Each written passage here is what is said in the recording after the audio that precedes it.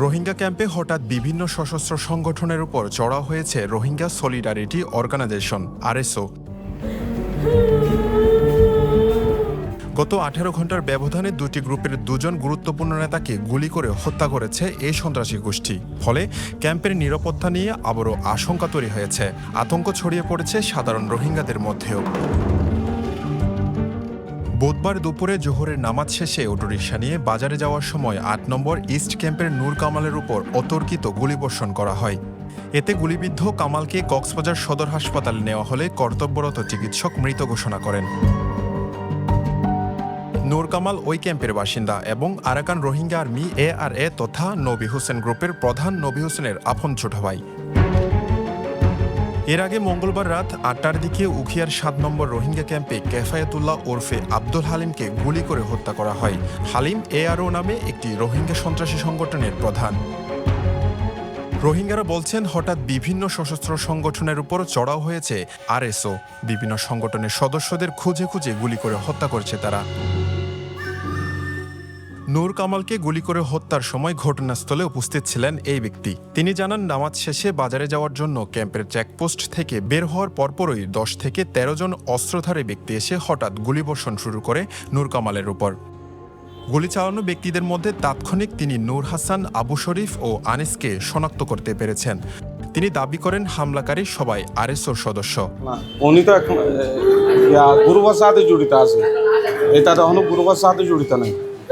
এতে লিগেল মানুষ রাত বিহারি গোলাগুলি হয়, 2টার পরও হয়, 1টার পরও হয়, বা দিকে সরকারি সব বিষয় আরো গোলাগুলি হয়। নামাজ সরি বাইরে সুলাম মাঝে গুলি মারি দিয়ে না বারে মাঝে আগে মাঝে।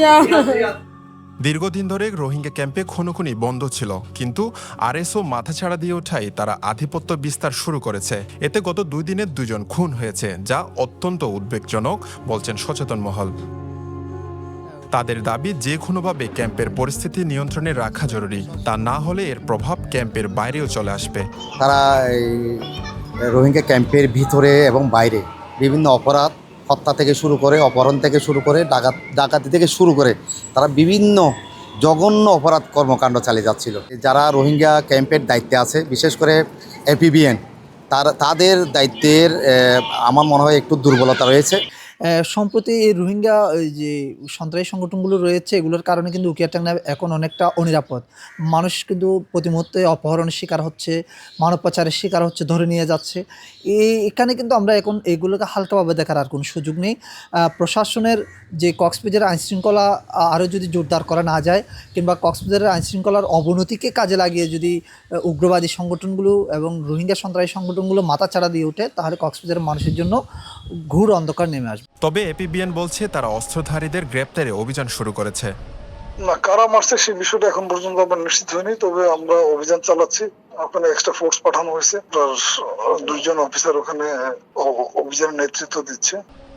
ক্যাম্পের স্বাভাবিক পরিবেশ নষ্ট করার জন্য যে পায়তারা চলছে তা ঠেকানোর দাবি সাধারণ রোহিঙ্গাদের।